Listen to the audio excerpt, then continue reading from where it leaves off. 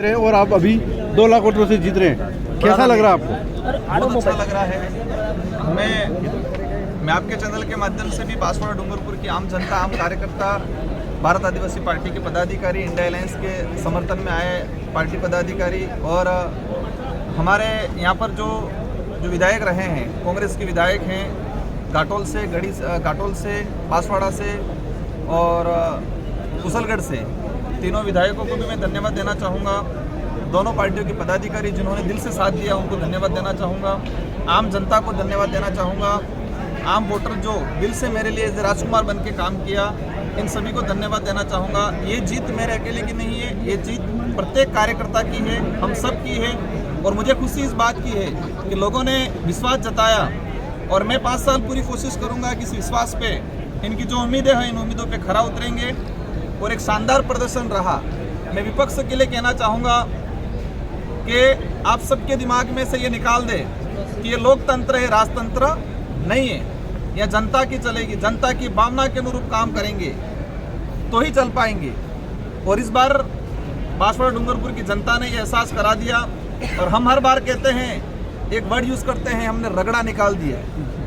चुनाव से पहले जिस दिन नामांकन भरा था उस दिन कहा था कि आप कितने भी हेलीकॉप्टर उड़ा लो, पीएम बुला लो, सीएम बुला लो, कुछ भी बुला लो, लेकिन यहाँ की जनता और हमने ठान लिया है कि बांसवाड़ा डूंगरपुर और बागीदोरा उपचुनाव में हम रगड़ा निकाल देंगे। और आज परिणाम के रूप में ये एहसास हो गया कि अवश्य रगड़ा निकल गया है।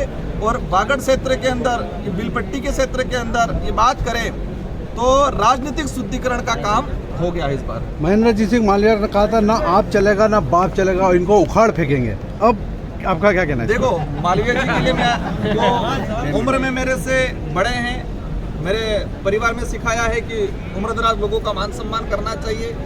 लेकिन एक सांसद प्रत्याशी थे वो, मैं भी सांसद प्रत्याशी था, लेकिन जिस तरह से इनके दिमाग में था, जिस तरह का उनका ओवर कॉन्फिडेंस था, इस जनता ने एहसास करा दिया। इस जनता ने एहसास करा दिया कि आपको ही हमने, बांसवाड़ा डूंगरपुर की जनता ने ही मालवीय जी को बड़ा बनाया था।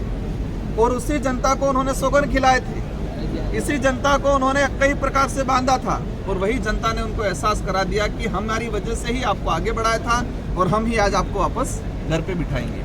और इस बार उन लोगों ने बिठाने का काम किया। अब बहुमत किस ओर जाने का है अभी तक जिस हिसाब से बन रहे सरकारों? देखो, अभी तक कोई स्पष्ट नहीं हो पाया है।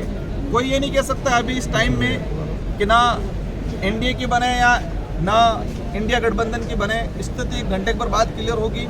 और अवश्य देश लेवल पे जो माहौल बना हुआ है, जिस तरह से एग्जिट पोल आ रहा था 354 का, कोई बता रहा था 400 का, कोई बता रहा 350 का, सारे एग्जिट पोल फेल हुए हैं। बांसवाड़ा सीट के लिए भी एग्जिट पोल जो कई नेशनल मीडिया वाले बता रहे थे ये है वो है, सारे एग्जिट पोल फेल हुए हैं। मीडिया ने जिस तरह से, नेशनल मीडिया आप लोगों पे नहीं, समाचार प्लस ने आपको बताया था राजकुमार और 2 लाख वोटों से जीत रहे सवेरे। भाई साहब बता रहे हैं, उन्होंने बताया था।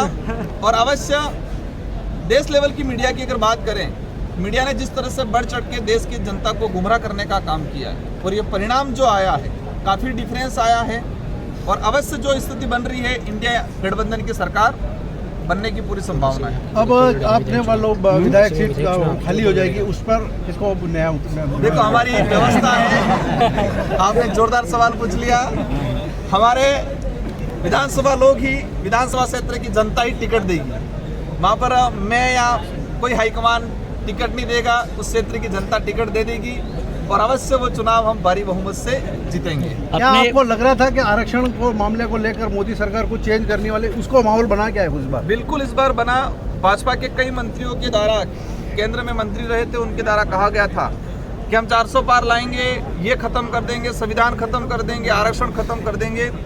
और इसी का कई जगह कुछ % असर रहा और लोगों को लगा कि जो सत्ता में बैठा हुआ आदमी, जो पार्टी संविधान बदलने की बात करता है, उसको ही बदल दे, ये ठान लिया था और इस बार हो गया। गरीब जनता की जीत हुई है या पैसे वालों की जीत हुई है? गरीब जनता की जीत हुई है, आम जनता की जीत हुई है, मजदूर की जीत हुई है, बेरोजगार की जीत हुई है, सच्चा आदमी है उसकी जीत हुई है।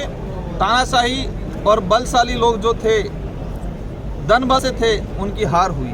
अपनी प्राथमिकता क्या रहेंगी लोकसभा? मेरी प्राथमिकता यहाँ पर एजुकेशन को लेकर हम बेहतर काम करेंगे। गुजरात जो पलायन हो रहा है उसको रोकने का काम करेंगे। और लंबे समय से गोविंद गुरु महाराज का जो सपना है, बिल प्रदेश बनाने की जो मांग चल रही है उसको लेके हम केंद्र सरकार में किसी की भी सरकार बने उस एजेंडे को तरीके से हम रखेंगे और अलग से बिल प्रदेश बनाने की डिमांड जो चल रही है इसको पूरा करवाएंगे। साथ ही जो आरक्षण वाला जो मामला चल रहा है, संवैधानिक जो प्रावधान है उनको धरातल पे लागू करने का काम करेंगे।